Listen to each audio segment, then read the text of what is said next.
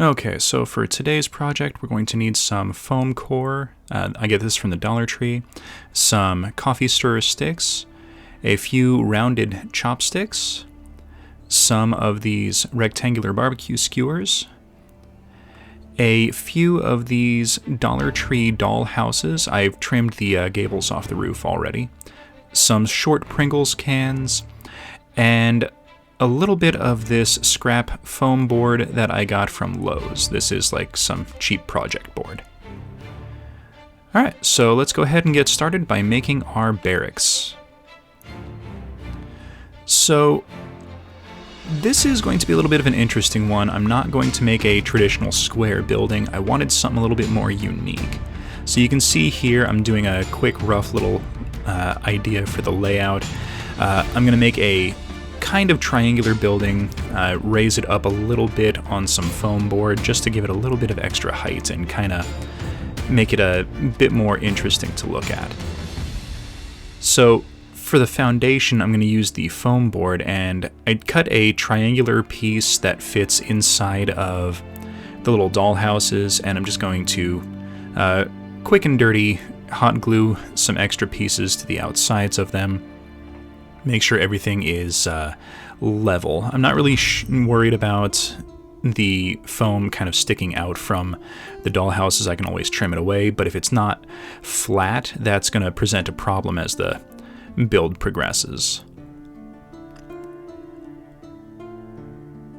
And as you can see, this is just kind of going to sit on top of it. So next step is I'm going to cover all of the open windows and the doorways and areas that I'd trimmed sections off. Now, I'm not worried about any of these being flush with the buildings because I need them to overlap where the little side towers or turrets are going to attach to the sides of the building. And that's going to help disguise some of the area as well. So I'm kind of ignoring some of the extra steps that I would normally take to make things look a little bit more flush. Alright, so now that we've got the windows and doors kind of blocked off, we can go ahead and secure the doll houses down to the foam. This is a little bit interesting because I still want them to attach to each other for some extra support and rigidity. So the trick to this was doing it quickly so that the hot glue didn't have time to cool, and that let me just kind of work with it a little bit nicer. Alright, and now for the roof section, I took a piece of chipboard and just quickly traced it out so that I could cut a roughly triangular section, and I'm going to glue this down to the top here, and then once it's glued down, I can use a hobby knife to very carefully trim everything away and make it line up with the roof. Now, this was a little bit flimsy once everything set, so off camera I added a second layer just to make it a little bit more solid. And here you can see I'm using a little bit of hot glue to just kind of secure everything down and make sure that none of the dollhouse sections are going to come free from the foam that they're attached to.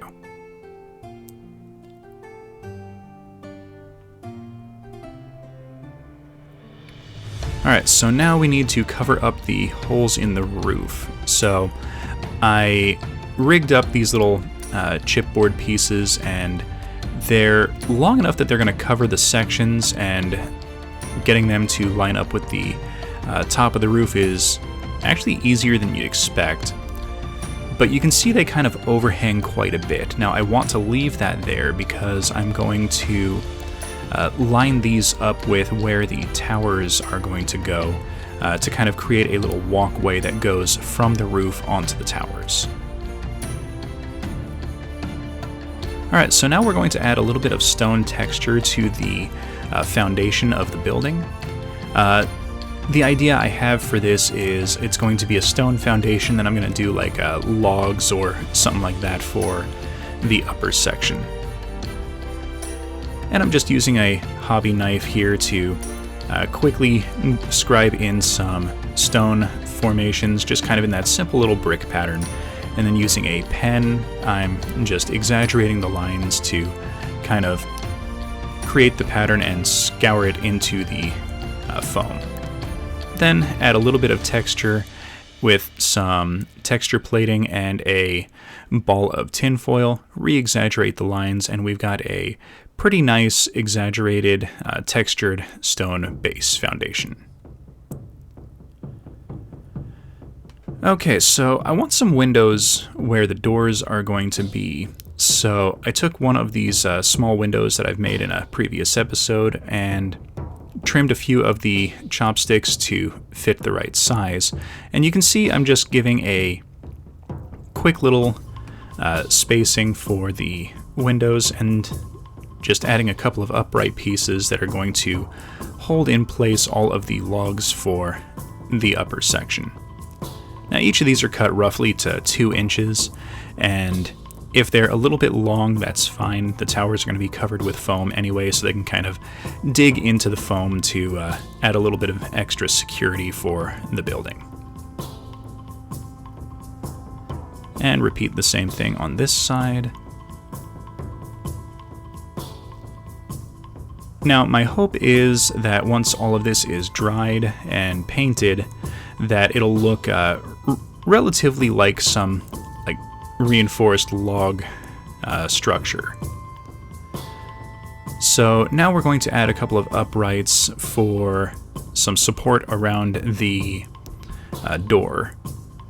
Now originally you can see here I'm intending for it to be like a 2-inch upright, but I decided against that pretty quickly and decided to make a support that went all the way up to the roof to kind of give the impression that it's supporting the roof a little bit.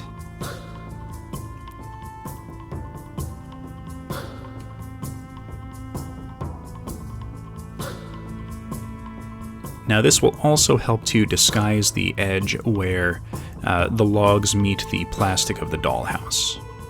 And if there's any kind of leftover sections that are visible, they can get covered up a little bit with paint. Alright, so I want to attach the door in place now, but we have a couple of little gaps on either side of it. And the barbecue skewer is a little bit too thick. So I'm going to trim a popsicle stick down and cut it in half. And these are going to go in place on either side of the door frame to kind of fill that gap, but not be ridiculously huge.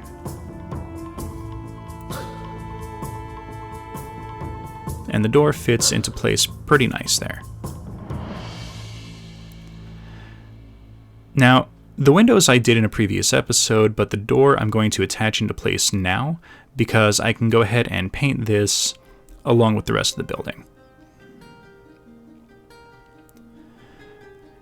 And now it's just a simple matter of cutting some extra pieces of the skewers to fill in this little gap above the door frame. And then mark out and cut a few more of them to go all the way up to the roof.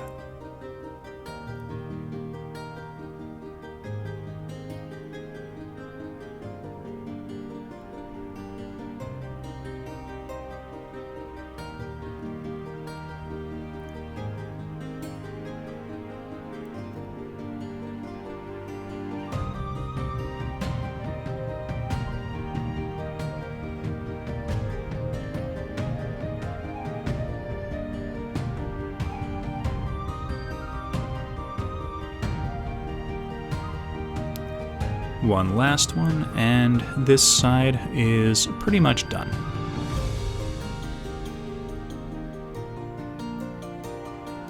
Alright.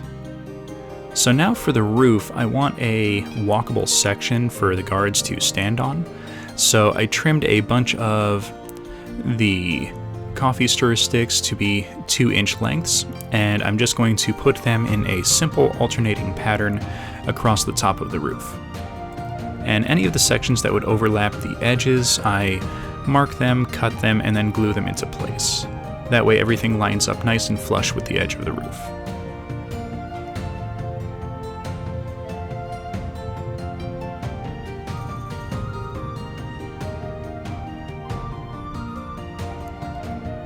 Now I will say, cutting these to size and then getting them into place was a little interesting.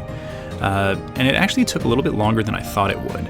So if you're going to do stuff like this, I would recommend getting a bunch of the coffee sticks, and if you know you're going to be using the same length every time, go ahead and cut a bunch of them. Just keep them in like a Ziploc bag or a little storage box or something like that. That way you don't have to stop mid-project and cut a bunch of them and then go back to the project.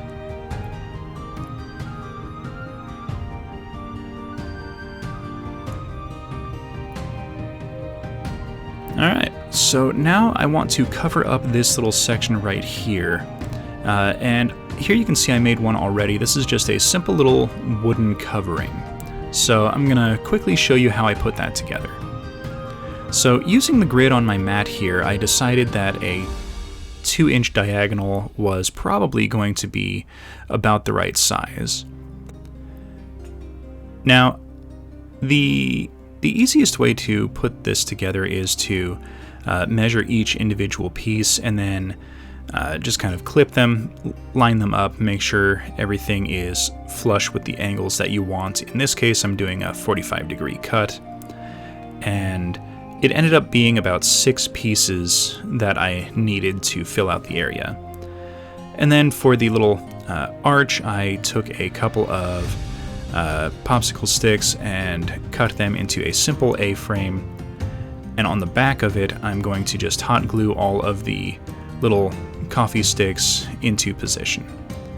Now, I wanted there to be a little bit of an overlap, but since the back section of this is going to be visible for the roof tiles, I wanted the appearance to be like the wooden slats were tacked into place on the side of the building, and then the larger sections for the popsicle stick are like some kind of gables or support beams that were put in place to kind of hold the roof and the slats in place. And here I'm just doing a little bit of hot glue, kind of crazied all over the back of it, just to kind of hold everything in place and make it a little more solid. Now, to give it the appearance of a little bit of extra support, I took some of the cutoffs from the popsicle sticks and just did a quick little snip to give me a pair of little triangles, and then I'm just going to glue them in place to give the appearance of some supports. And these are going to rest just barely on top of the little uprights that we put down for the door frame. Kind of makes it look like it's helping line up the supports. And then I nip the sharp corners off with a pair of cutters. Alright, and Guard Barracks Part 1 is finished. And here we have the build so far. We made a lot of good progress, and it's not quite finished yet, but we do have all of our supplies that we need for the rest of the build. So the next video should be live on Monday, and I look forward to finishing it. This is definitely going to be the largest structure that I've built so far, if you don't count the medieval keep that I put together. So thank you all for watching. Please hit that like button, subscribe for future content, comment in the comments section, and we will see everyone next episode.